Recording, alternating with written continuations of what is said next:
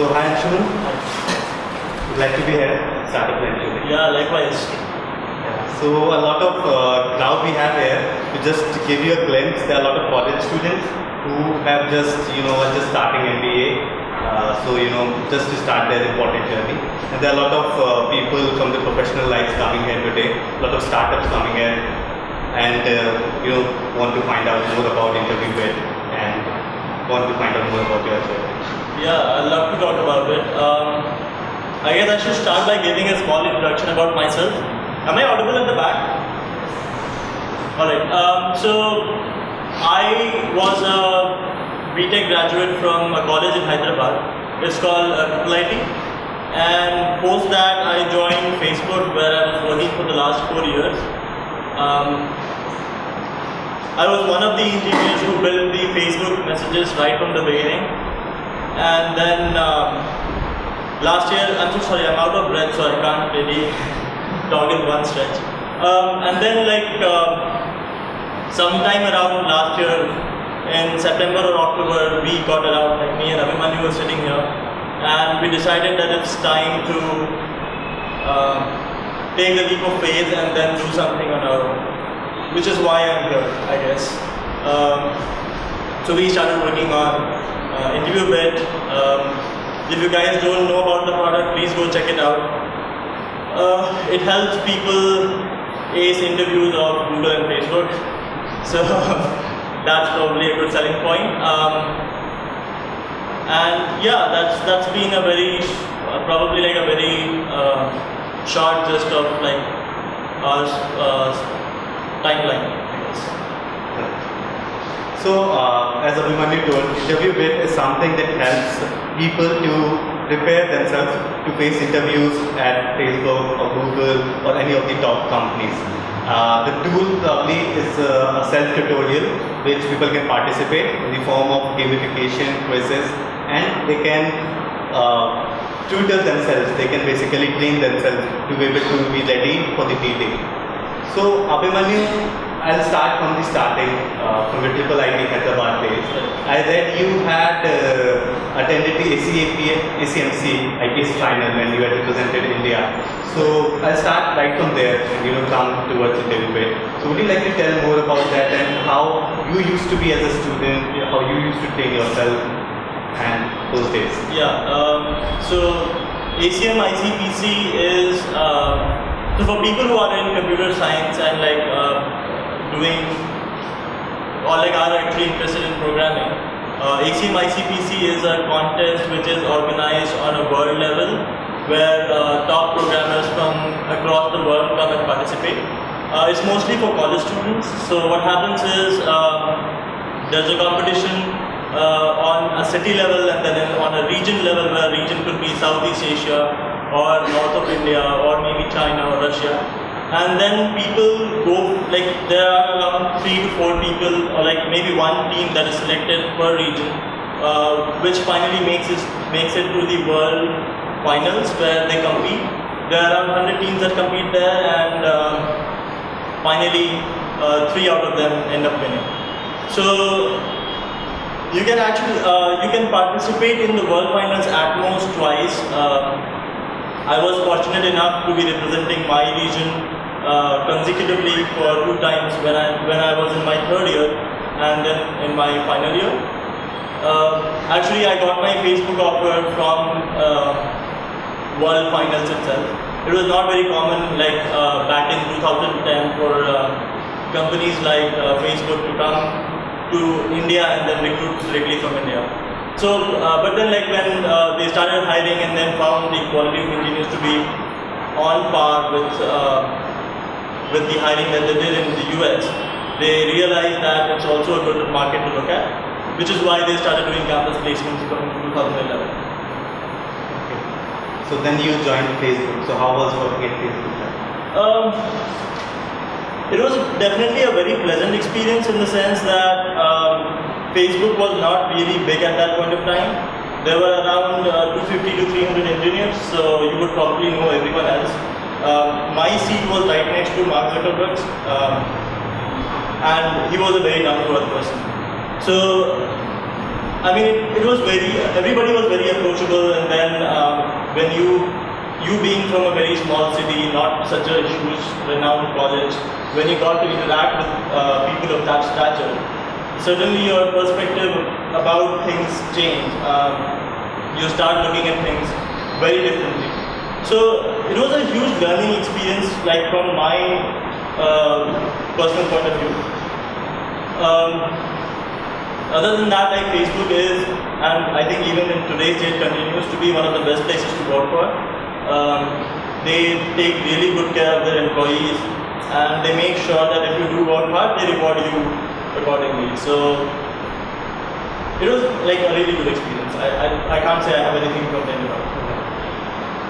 So from Facebook, then you went work, and when did this process full started? So was this the first idea that you found upon, or you were actually brainstorming a couple of ideas, a lot of things you were happening? So me and Abhimanyu have a long history. I mean, even at college, we used to build these things just for fun. We had in those days built something which was like Facebook groups. Facebook groups did not exist back then. So it was more of things where like people within our college would come together, they would have anonymous gossips, and then like the app would prepare a yearbook for them based on the testimonials that they have written in the past. It went pretty viral in our college and then a couple of other colleges, including NIT teaching. But then that was something we were doing part-time. We were not really serious about it. So when we both got our job offers, we left that and then we went our own ways. But then we always had this thing that like we should probably get together sometime and build something. When I think in January around last year, we started brainstorming on a few ideas. A few ideas were around, I can discuss a few ideas like that we were discussing and why we actually gave up on them. I'm not sure if that is something. Go ahead. Yeah, so we had been discussing multiple ideas. One of them was around how the organization of marriages in India is very inefficient, as in people keep solving the same problem. They keep doing the same processes again and again, but then every time there's a different person doing it, which is why there was a scope for automating a few of those pieces. So you could just come to the site and tell that this is the budget that I have, and the site will prepare a package for you that, you know what, get the catering service from here, get the cameraman from this person, get the priest from here, this is your organization place. Like somebody, essentially a simulator of a wedding organizer. If you guys have seen Band Baja Barat, then what the actor and actresses end up doing in the movie, instead like a computer doing that for you, for maybe free or for a very nominal cost, right? So we were exploring that idea. There were a few other ideas. One was on the lines of, in India, I think India is a very unique market in the sense that household services are a major part of every household in India. Every household has a buy or a cook, which is not so common outside of India. So there's a market here for creating a classifieds for household services, where you can go and look up like the buys in your area and maybe make a decision based on what other people have said about that. So we were exploring all of that, and then like we had the idea about making the education industry that we have today a bit more fun. Right now, most of the places that you see where you go and learn stuff, maybe Coursera, Udemy, Udacity, or any other thing, they're all very robotic and mechanic in the sense that you get a video that you see for 45 minutes and you have no way of self-evaluating yourself. So we wanted to build something which has like an immediate feedback loop, wherein like you do something and the computer tells you, hey, you know what, this is not the way to do it, probably need to do it this way. So maybe something where you learn by doing, right? So that is another idea that we were exploring, and then we finally realized that that has been something where we have previous expertise in. Abhimanyu was leading the learning program at Tab.com. I was one of very active interviewers, and I used to organize the bootcamp, which is Facebook's training program in the Facebook London office. So because of the kind of background that we had, we realized that like doing something like this is going to probably be a less risk option for us, and it adds a tremendous amount of value because education is something that the whole world is struggling with right now. So we decided like let's try our hands at this and see how things go. So starting then to plan, like going on this idea. So how much time did it take for you guys to actually build, from scratch to the extent you were able to release it? Right. So I think both of us agreed, and I think that is an advice that I would like to give to everybody else as well. That we realized that like building something which is very perfect on day one is not the goal that we were striving for. We wanted to build something and put it out there, see how people react to it, what things people like, what things people do not like, and then keep evolving our product based on the kind of feedback that we get. I think the term used for it is data-driven development rather than building something on the intuition that you have. So, because we wanted to do that, like we wanted to just get something out there, make people play with it, and then like give us feedback, be it explicit or implicit, in terms of the kind of engagement that we're getting. It took us around 2 to 3 months to get the product out there. But then I think it took us a lot of time to like keep evolving the product. Like I remember we launched the product in around 3 or 4 colleges around February, and then we kept iterating on it till the end of May this year. Wherein like we just like ran different tests in different colleges, saw like how people reacted to different kind of features, and sort of like we came up with conclusions on like what kind of things work with people and what kind of things do not work with people. Some of them were sort of not so what's the word for it? Some of them were expected, and then some of them were not expected. Like we could not have actually come up with those kind of observations ourselves. But then when you see what's happening with people, I guess like that sort of is the biggest proof of like this is the right direction that it should be going in.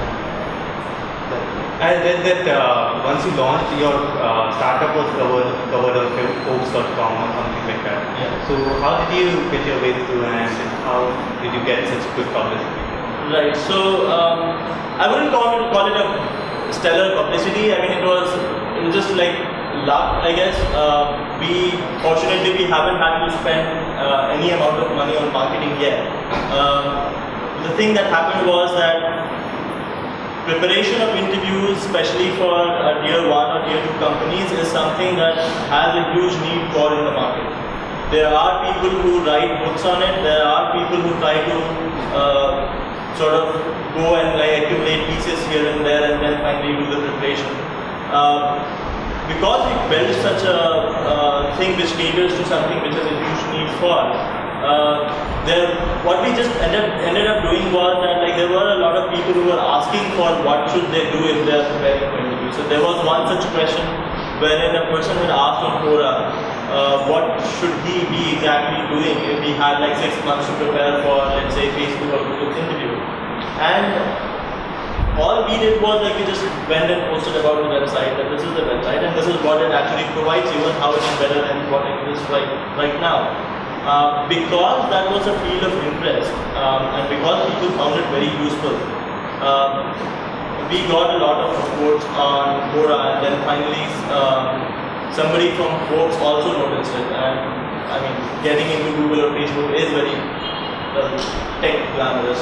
So they found that this is something which could be covered in Forbes, and they asked me if it is fine to replicate the same piece. And I said yes. So that's how Forbes happened.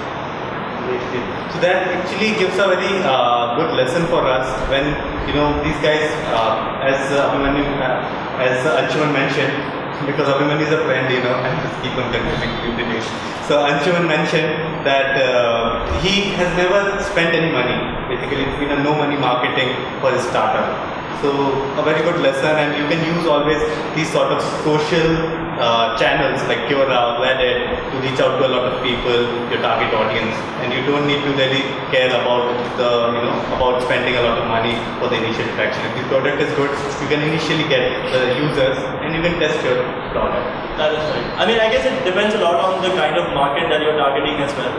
If you're targeting the tech crowd like we are, probably Quora, even to some extent Hacker News, Reddit, these are the kind of things which have, or even Stack Overflow, which have a huge penetration in the tech crowd. So if you do any kind of marketing, or not even marketing, like if you post relevant content on these channels, people will come and read it, and if they find it useful, they will definitely come onto your website. You do not necessarily need to resort to marketing, and the kind of people that you would gain from here, they would be your most loyal customers, because they have felt that there is a need for this and then they have come to your platform. Rather than you trying to reach out to them and then selling them something, you're doing a demand fulfillment here. So, but then again, like I guess like if your market changes from to a non-tech crowd, probably Hacker News is not the best medium. You would probably need to look at something else. Maybe Facebook is what would perform the best for non-tech people. So it depends from use case to use case. For a tech use case, yes, I guess that would be really relevant. I also recently came across that one of your own customers posted a successful case study about how he got into Facebook using your platform. Right. So how did that story came up, and how long did he use your platform and got successful? Were you monitoring him throughout his journey, or how? Right. So I mean, in our case, a lot of time what happens is that like people come on the platform and then suddenly they start doing really well, and then that is the point where we start noticing. That is something that happened with this person as well. This guy was from Ukraine, and he suddenly started doing really well, and we reached out to him and just checked with him like, hey, you know what, we feel that you're doing really well and you will be a really good fit for different companies. Do you want our help with referrals to companies? And then like his Facebook process started, and then we took his mock interview and like told him the few pieces that he needs to work on, and post that like he got selected with Facebook. So I guess there's nothing exciting about that story, just that like the good thing is that we have a lot of people coming on our platform who are really good, and I mean now what's happening is that we hear almost each and every day that there are like 2 or 3 people who are using our platform and then they got into certain company. Again, those are not the people who are going through us, but then like they have been coming on the platform, have benefited from it, and then got a job. So, and I hope like that continues to grow to a larger piece of audience, so that like more and more people can benefit from it. But yeah, that's probably. Right, but it must be a great feeling to finally be able to achieve a goal that you started. Right. I mean, I think there is no greater validation for your idea than like people actually using and benefiting and actually doing what you were supposed to do, like acing Google and Facebook's interview. Right. So it feels very good, like to actually hear about each of those cases. So a quick question comes to my mind while I was interacting with students here before you came. A lot of students, pointed out that money is something that becomes a hindrance many times to get you started before you could take a leap of faith. Correct. So I think you are one of the appropriate person, because you were in a plush job, probably working with Facebook in a very good position. So how were you able to take the leap of faith, and was it some sort of a hindrance for you as well to take a decision? I think it was. I mean, especially in an Indian context where parents are very traditional, in the sense that they haven't seen people go out and set up companies and succeed that often. They feel that being in a job is a much safer option, especially when you are at Google or Facebook. They wouldn't want you to quit your job and like suddenly start a startup. I faced a similar kind of issue wherein like I had to convince my parents for continuously for like past 6 months that, hey, you know what, this is what I want to do. I guess it boils down to like the amount of passion that you have for what you're trying to build. If I mean, if you're just doing it because it seems glamorous and there are other people doing it and they're making a lot of money out of it, that probably is not the right motivation for it, because a startup will have its highs and lows. There will come a point, it came even with Facebook, there comes a point where you feel that everything that you've done is probably worthless, this is not going to work. And if your motivation was just the glamour of it, you will not stick to the end of the startup. But if you have a real passion for solving the problem that you're solving, no matter what highs and lows you encounter, you will still persist with your idea. And those are the cases that will ultimately go on to being successful.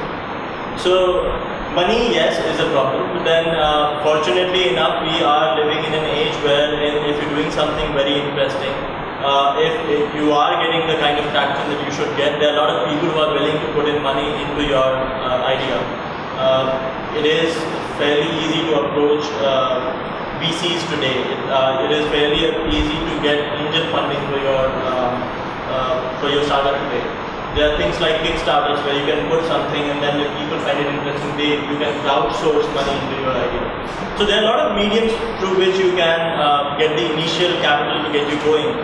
But then the point remains that if you're not passionate about what you're doing, you will probably drop off and then not be successful. That's important. Another important lesson probably is don't do it just for sake of doing it. Do it because you believe in it. Because you are going to hit those walls and you have to come successfully over them. So another question that comes to my mind is if you are to, let's say, build interview win today, again you get a chance. So are there any, let's say, mistakes that you learned that you want to do it differently this time? That is interesting. So mistakes, I guess I'm still we're still in the learning phase, so I don't know if my answer would differ going forward. There are things which you probably did not do very smoothly in your initial phase. I think with interview with one of the things I see wherein we did not execute perfectly was one of the things we do is identify people who are doing really good and then refer them to companies. But then it takes you a learning curve to get to the most optimal point where you start recognizing people who are actually good. So I think we're still in that learning curve. We've seen that over the past 2 months we have a lot of people who have come on the platform, learned here and then went ahead and got a job at some different company. We would ideally want those people to go through us. So there is a lot of leak that is happening in that right now. I guess that is something we could improve upon if we were doing it again. Then that is just a minor point, and it's just probably a revenue stream which would set itself up in the future. I guess one of the most important things that we were looking as founders was customer acquisition, making sure people feel that this is something which is very useful, which I think we have been sort of successful at. People do see the value in doing it, and now when we expand it to cover more courses, be it more of an educational platform, I guess we have a proof going forward that this is something that works, this is something that is engaging to people, so people if they come here, they will not drop out very well. So yeah, I mean, there are some things which did not go perfectly, but then I think that is something you should expect when you doing something new. One thing that I find very common in entrepreneurs is they read a lot. So, do you have a habit of reading, and would you like to share some common books that you would like to tell people about? Right. I mean, I guess personally, I do feel like reading is a very good thing. Personally, I don't really get enough time to read books. I rather prefer talking to people and getting their perspective on things. I guess, but that's a personal preference. I do feel that people who read books, they are more interesting to talk to. They would have a much different perspective than the rest of the crowd. So reading books is a really good thing. But then, for some reason, I've never been able to develop that interest. I usually prefer having a face-to-face conversation with people and then just discussing ideas, bouncing off ideas. and getting their perspective on things. I feel like that is a quicker way to learn. But then that's my personal opinion. I would not hate you if you are like good work. So that will be my last question now, and after that the crowd can also ask questions. So my last question would be: so what's next for interview bit, and what are the plans and stories? You can share something on the public. Right. So interview bit was more of an experiment to see. So one of the problems that we were trying to solve is that in the current educational platforms that exist online, there is a very huge attrition rate. A lot of people who start the course, they don't end up completing the course because it's just a sequence of videos. There's not enough motivation. In a real classroom model, like you have your parents who are putting pressure on you, you have your friends who are putting pressure on you, you see your friends doing well, so you don't end up dropping too often in a classroom model. Whereas in a course model like Coursera or Udemy, it's just because you don't have that kind of pressure on yourself and it's not very engaging, a lot of people end up dropping out. So that is one of the problems we were solving, is that like given that online education is going to be the future of education, that's where we are headed. We wanted to build something which is closer to where we should be in a perfect world, wherein we are correctly simulating what happens in a real world scenario, and like it is very engaging. So it was more of an experiment whether what we were hypothesizing about is that correct or not. So I guess like we have our proof of concept right now, and what we will do is we'll try to build more courses along the learnings that we've had, and sort of try to capture the whole learning model for computer science.